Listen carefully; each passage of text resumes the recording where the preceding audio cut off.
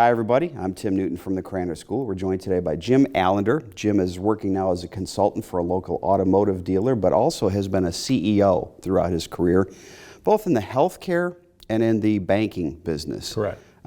Before I ask you about the differences between the two, just from a general standpoint, what does it take to be a top or a successful CEO? Well, I think a successful CEO is an individual who's going to really look at the objective of the corporation and then build a team around himself or herself that will absolutely emulate what you're looking for in terms of mission and values, as well as what the long-term strategies of the organization are. It's about developing people, and particularly looking for subordinates that you can bring along to make a team that accomplish the objectives that you want to do. It's easy to put together mission statements and visions and things like that, and the CEO can understand what those are.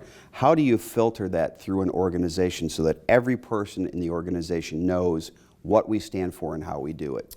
Good question.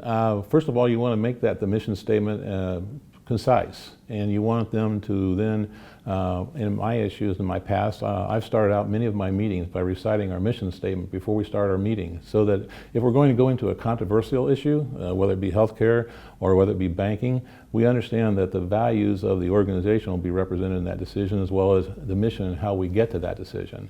And it's something you live with. It's something you talk about in your meetings. It's also something that whenever you socialize, you let people understand that you're really committed to that mission and values, and so your subordinates working for you understand that is really what's driving you as a CEO. Are also the person who's driving the vision of what's going on. It's not, there are other people that get into the tactical day-to-day things, but how much of the CEO is creating that vision?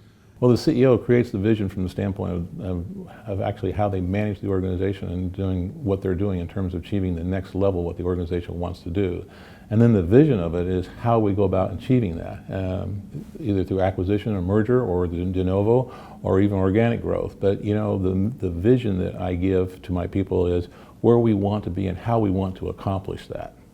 You mentioned that you've been in both the healthcare field and in the banking field. Differences in the CEO role, do you approach them the same? What's different about each? Well, it's a question I constantly get. I have 22 years of being a CEO for banking and about 20 years in healthcare. I think we're both a service industry. We're both highly regulated. But I think the issue here is understanding that, you know, service in banking is different than service in terms of healthcare and quality of life. I've asked many times what's been more difficult and challenging. And I will say that from the standpoint of healthcare, it's managing end-of-life issues related to what's going on with healthcare in terms of healthcare reform.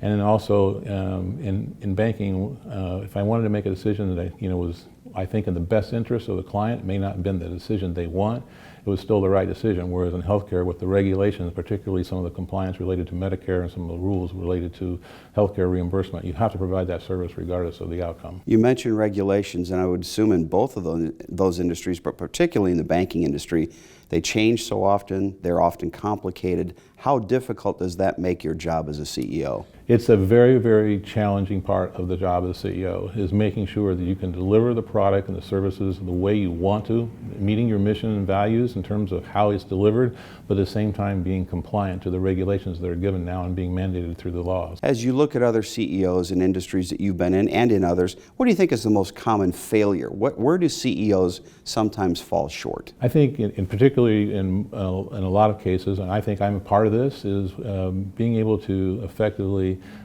understand that someone's not the correct person for the team and making the decision then, instead of taking longer than what's necessary to make a decision to exit that person if it's not a part of the effectiveness of the team. How did Purdue prepare you for all of this CEO roles? Well, I was a graduate here in 1973. I went through 69 through 73, and I was a management graduate in business economics and marketing.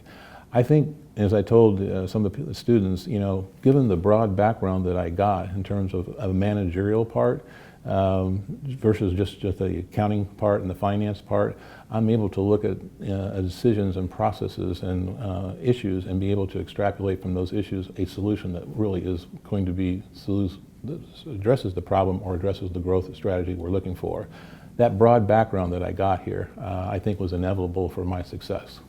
Jim, what's your biggest message today to our students? I want them to adopt change and adopt it from the standpoint that it's going to be a positive impact for their life.